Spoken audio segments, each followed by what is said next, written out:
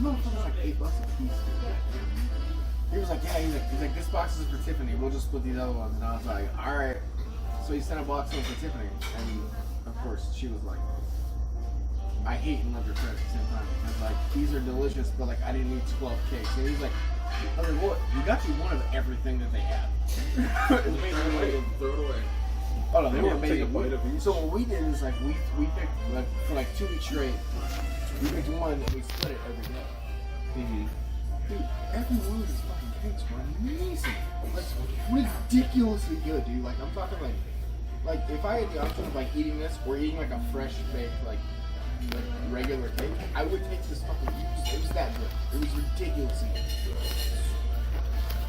Yeah. I was like, well, I don't know how good so-and-so cakes are.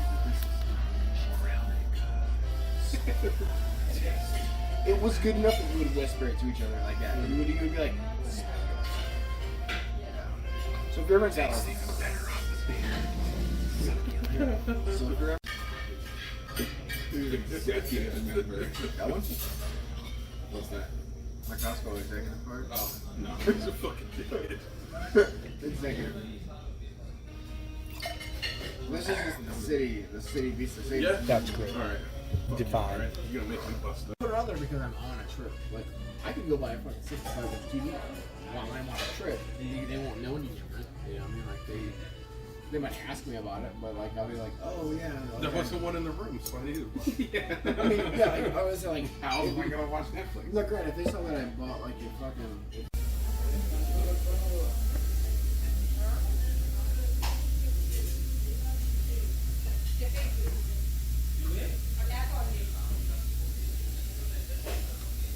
That's what I call zesty. So I'm at my favorite restaurant here. Look at that. Oh yeah. We got it all here.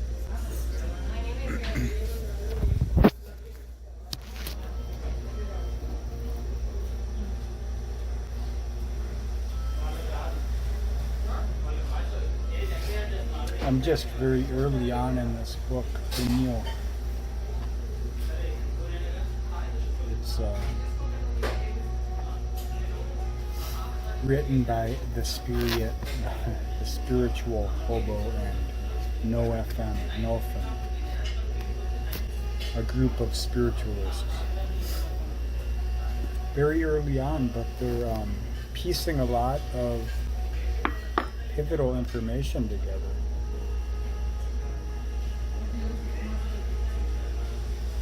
I've known for a long time that the truth is so simple that people can't accept it as powerful as it is because it's so in your face.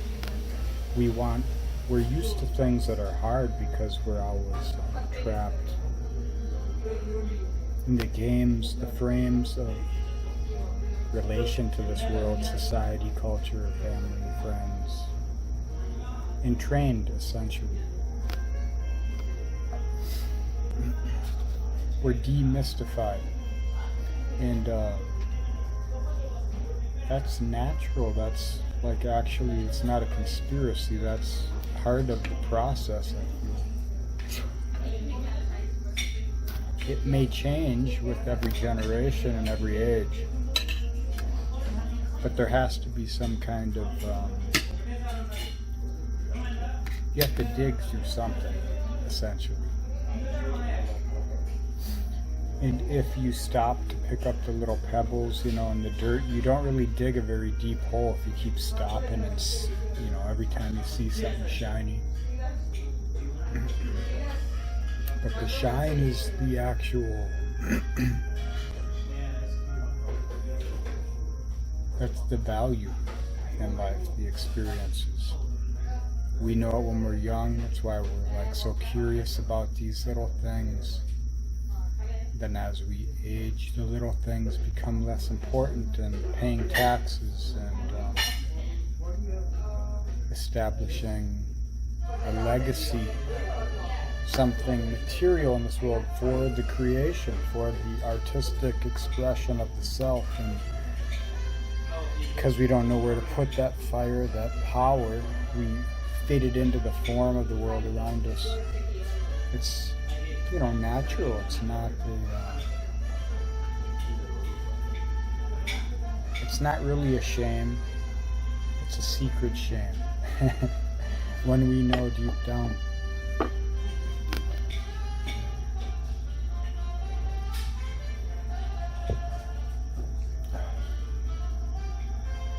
This is PENIEL. I had a Malbec earlier. Malbec tasted better, but I don't think it has much fire in it. This one's good. You just need basically 1 cup and you're set.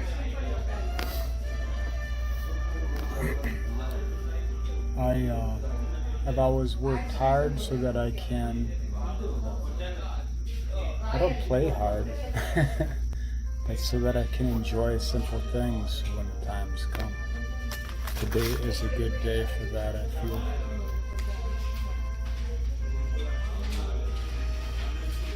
Sometimes you gotta treat yourself,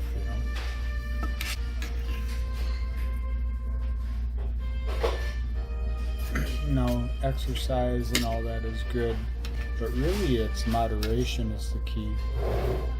And this world's showing us that. At least if you live in the West. There we go. If you live in that high society stuff where there's flowing water and all that stuff, where plumbing and everything is accessible. There's convenience kills you. It kills the kings and the queens. It kills the power of who you are, because you forget what it takes for simple things to occur, disempowers you in a way, because you become dependent on the external. So when you go to the country, when you go to the woods, when you go to places where there is plumbing and all electricity and all that stuff, you feel like it's not your natural state, because you've been conditioned to all this. And it's a revitalization that occurs when you realize that whatever necessity dictates, you can create, you can achieve. But because the necessity is fit into those square pegs, the archetypes have been hijacked, so to speak, but not really hijacked in the way of a master plan, but hijacked by the times, the archetypes of expression, the ages. And it's that way for a reason, so we can learn and grow through new ways, new expression. So when you find you're discontent with what is, then you have to seek what out, or without what is without.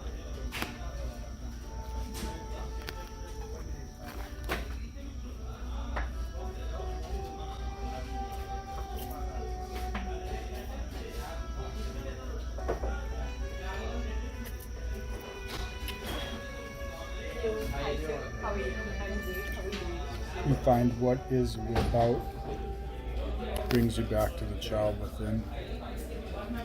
When the world wasn't so complicated. In the same way, it was complicated because you're trying to learn stuff. But you weren't inundated with the programming.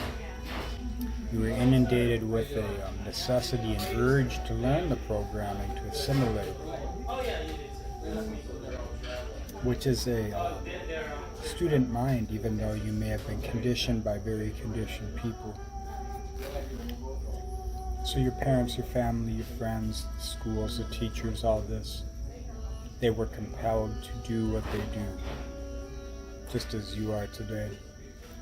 And if you have children, or you are trying to create something in this world, you should treat it as a child. You should try not to imprint your conditioning into what it is you create. But you should try to imprint the experience, the wisdom of what it is.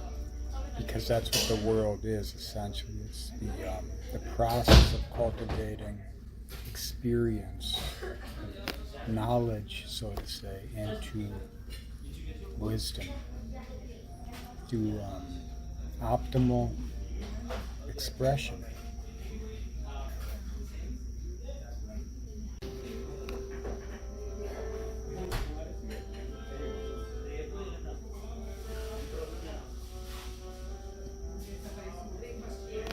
So for me, I'm realizing the responsibilities. Do you want to have some dessert, sir? Ooh, what do you got? Gulab jamun, kulfi, vanilla ice cream, and pistachio ice cream.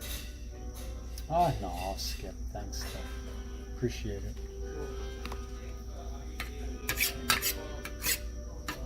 I was looking for the rice pudding stuff. I don't remember its name, but it wasn't what he was saying. I can tell they want to get out of here.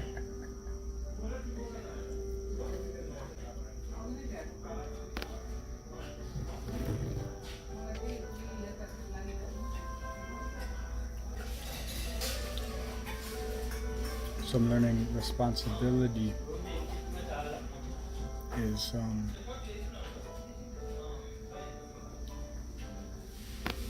oh, thank you. Appreciate it.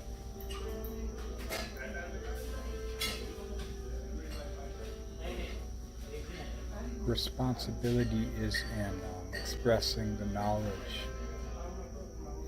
because that's a wisdom when you apply it in life and you share it. But the wisdom isn't judgmental, it's specific to the ears that hear it, you know? So you don't really own it. You don't own what happens to you. You own what you do with what happens to you, and that's how you express the wisdom, I guess. But the responsibility is in learning and understanding the value of what it is. You don't exalt it and speak that, you show that through what you do. And we're so conditioned to speak, to be rhetorical, to propagandize what it is we find of value instead of just letting it be.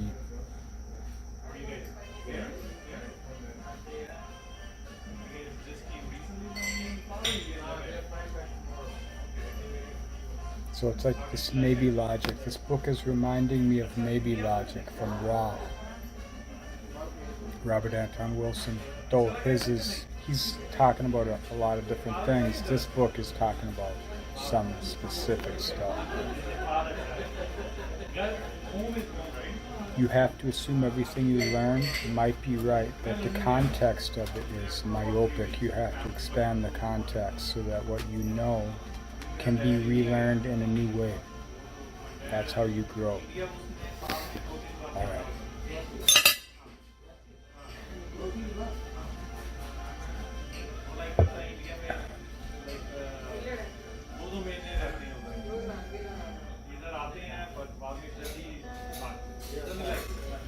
Alright, I guess that's it for now. You can watch Rose Nakajuma's fight something Pena. I forget her name.